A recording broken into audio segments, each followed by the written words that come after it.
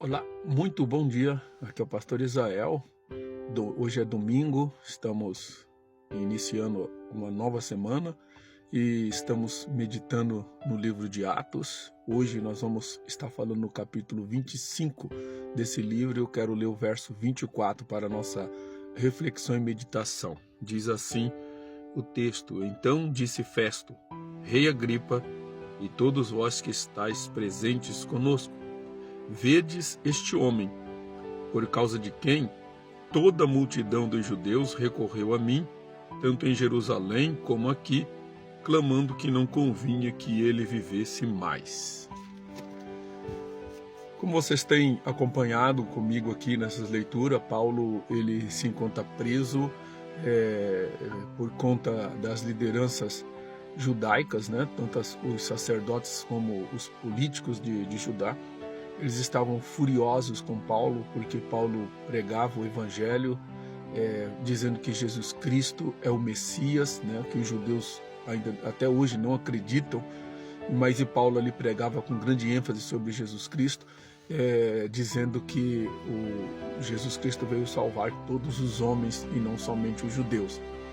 E com isso os judeus ficaram revoltados, porque entendiam que Paulo estava contrariando a lei deles.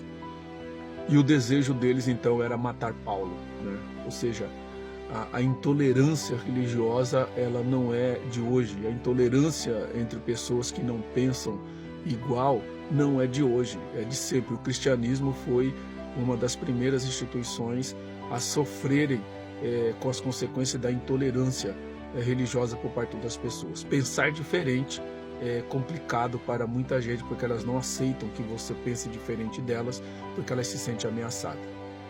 Mas esse texto, ele nos dá aqui pelo menos 4 lições que eu gostaria de compartilhar com você, e a primeira delas é a questão da soberania de Deus, que eu sempre estou enfatizando aqui. Para o cristão isso é fundamental, entender e compreender a questão da soberania de Deus. Não importa o tipo de situação que você está passando, o momento difícil que nós estamos atravessando em nosso país hoje, as dificuldades que enfrentamos, o que você enfrenta, não importa qual seja a circunstância, se é material, se é de saúde, enfim, se é relacional, né, não importa. O importante é que para o cristão, Deus é soberano e Deus está no controle de cada situação. Isso não significa que eu tenho que entender ou compreender tudo que está acontecendo. Isso significa que eu devo crer que Deus sabe o que está fazendo e aquilo, no momento, por mais difícil que seja, é o melhor para mim. E era isso que estava acontecendo com Paulo ali. O segundo ponto ali, nós entendemos e vemos aí sobre a questão da perseverança e da fé.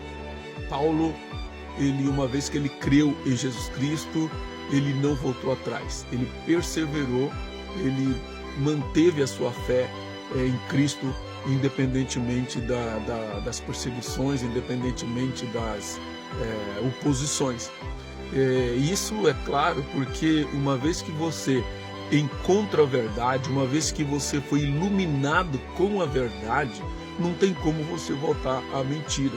Esta é a razão da perseverança e da fé. Nós cremos em Jesus Cristo porque Ele é a verdade e não há outro Deus igual a Ele.